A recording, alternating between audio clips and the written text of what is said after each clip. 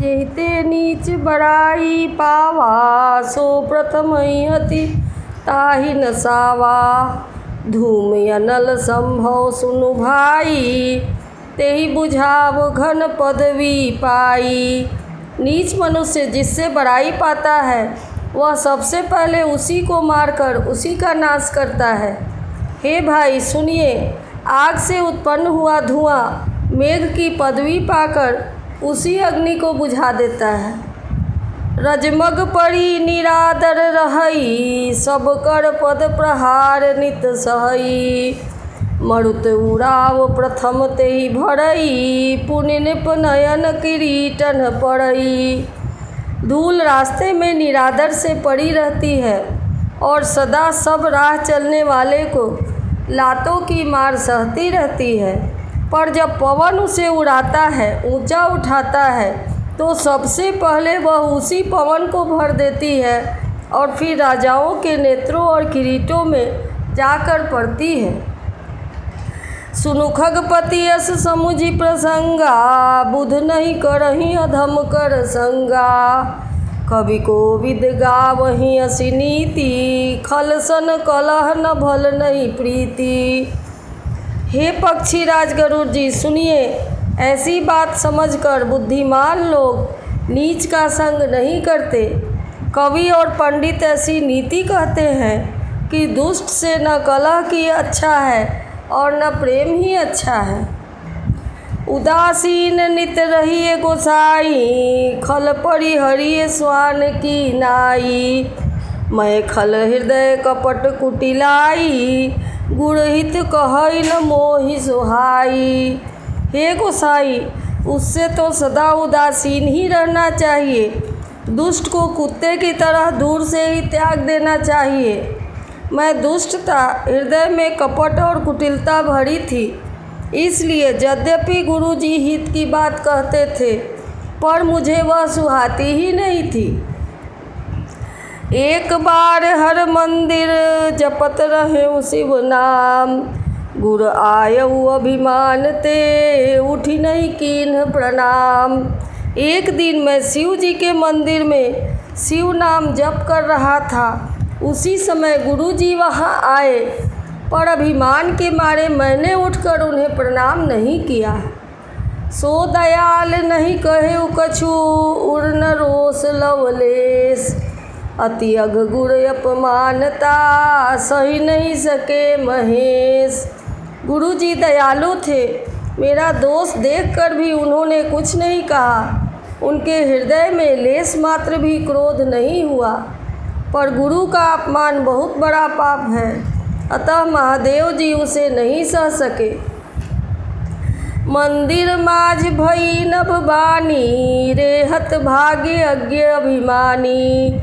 यद्यपि तव गुर के नहीं क्रोधा, अति कृपाल चित सभ्यक बोधा। मंदिर में आकाशवाणी हुई कि हे हतभाग्य मूर्ख अभिमानी, यद्यपि तेरे गुरु को क्रोध नहीं है, वे अत्यंत कृपालु चित्त के हैं और उन्हें पूर्ण तथा यथार्थ ज्ञान है। तदपि साप सन दई हूँ तो ही, नीति विरोध सुहाई न मोही। जो नहीं दंड करो खल तोड़ा, भ्रष्ट होई श्रुति मार्ग मोड़ा।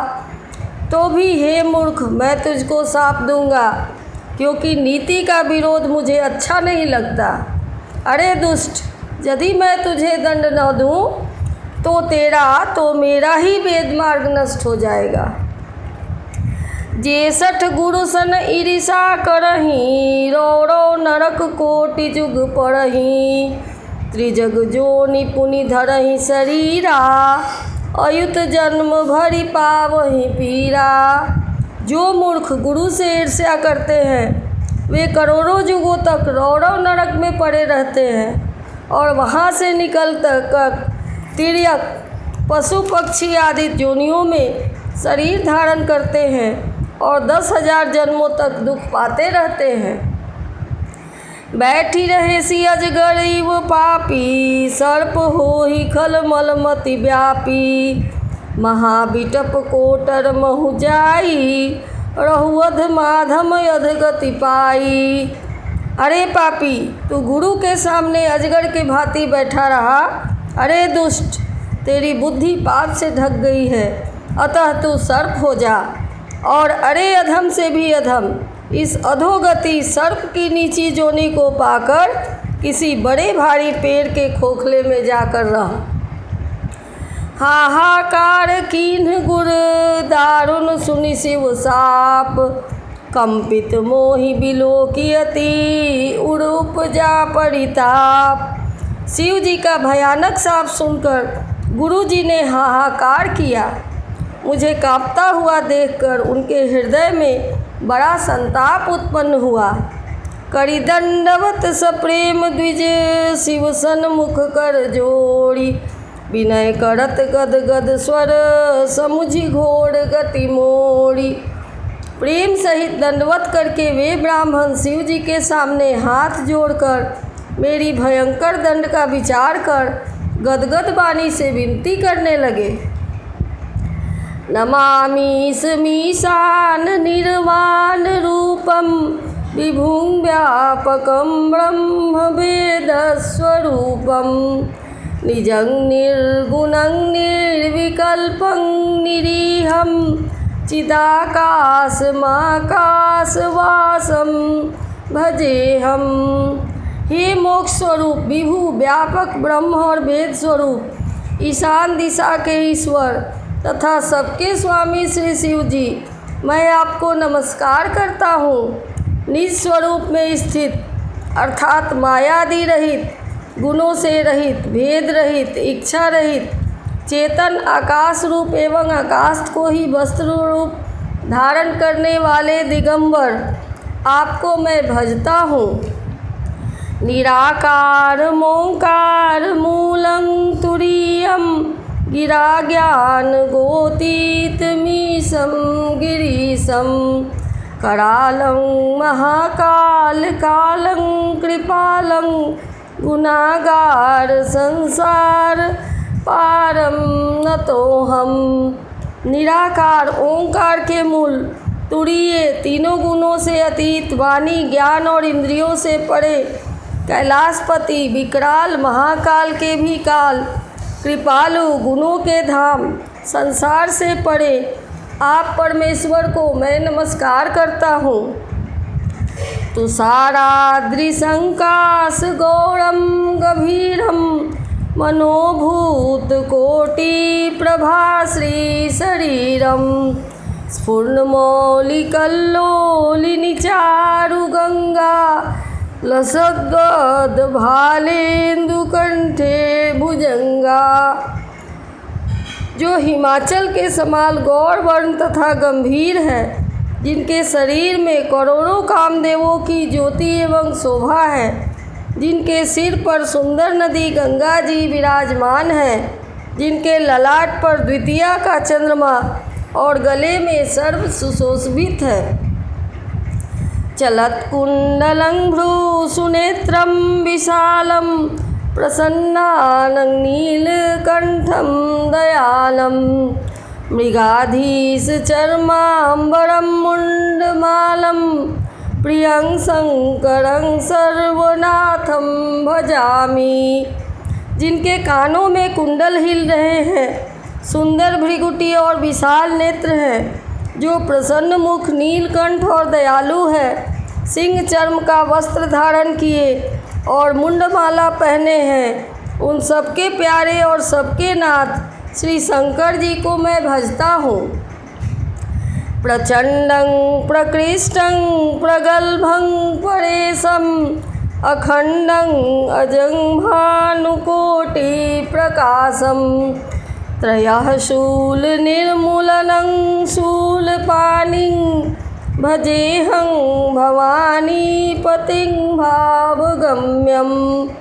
प्रचंड, श्रेष्ठ, तेजस्वी परमेश्वर, अखंड, अजन्मा, करोड़ों सूर्यों के समान प्रकाश वाले, तीनों प्रकार के दुखों को निर्मूल करने वाले, हाथ में त्रिशूल धारण किए, प्रेम के द्वारा प्राप्त होने वाले भवानीपति श्री शंकर जी को मैं भजता हूँ।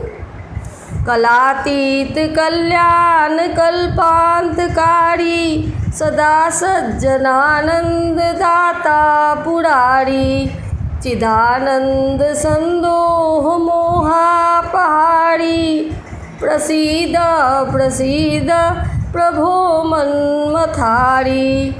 कलाओं से परे कल्याण स्वरूप कल्प का अंत करने वाले सज्जनों को सदा आनंद देने वाले त्रिपुर के शत्रु सच्चिदानंद घन मोह को हरने वाले मन को मथ डालने वाले कामदेव के शत्रु हे प्रभु प्रसन्न होइए।